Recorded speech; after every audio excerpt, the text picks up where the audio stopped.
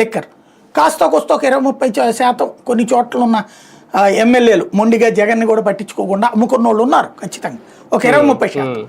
మిగతా 70% వాటి జోలికి పోలా, ఎందుకు వచ్చిన గొడవ అని చెప్పి, లేదా వెళ్ళడం ప్రారంభించగానే పైనుంచి ఫోన్ రాగానే మాట్లాడుకుని కూర్చోవాల్సి వచ్చింది వాళ్ళు. అదే సంస్థల ద్వారా అమ్ముకున్నారు, జగన్ సంపాదించుకుంటున్నాడని వాళ్ళకి మండింది. కాబట్టి మేమేమో ఇంత ఖర్చు పెట్టి ఎలక్షన్లోకి వచ్చి జగన్ సంపాదించుకుంటే మాకెందుకని వాళ్ళు సీరియస్ ఎఫర్ట్ పెట్టలేదు ఒక పక్కన. ఇటు కార్యకర్తలేమో మాకేం జరగలేదు కదా అన్నట్టు. ఇక ఓటే వేయని వాళ్ళు ఉన్నారు వైసీపీ కార్యకర్తలు, తమ ఓటు వరకే వేసిన వాళ్ళు ఉన్నారు, 10 మందిని తీసుకెళ్ళడం అనేసి.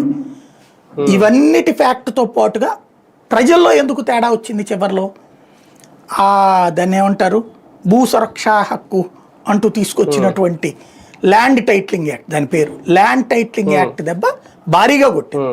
దానికి సమాధానం చెప్పడంలో వైసీపీ శ్రేణులు విఫలమయ్యారు పెద్ద ఎత్తు. తమ భూములు కోల్పోబోతున్నామని భయం వచ్చేసింది జనానికి. అది పల్లె ప్రాంతాల్లో దెబ్బతీసింది, పట్టణ ప్రాంతాల్లో ఏం దెబ్బతీసింది, జగన్ విధ్వంసకారుడు అన్నటువంటి ప్రచారం దెబ్బతీసింది. దాన్ని ఎదుర్కోవడంలో ఇవాళ రాహుల్ గాంధీని అడ్డుపెట్టి తిడతన్న వాళ్ళు ఎవరైతే ఉన్నారో వాళ్ళు ఆ రోజున తోడు లేరు జగన్కి, కాబట్టి జగన్ దెబ్బతిన్నాడు. దీన్ని రాహుల్ గాంధీ చెప్పేశాడు కాబట్టి ఇప్పుడు ఏంటి, మేమందరం పార్టీ కోసం కష్టపడ్డాం.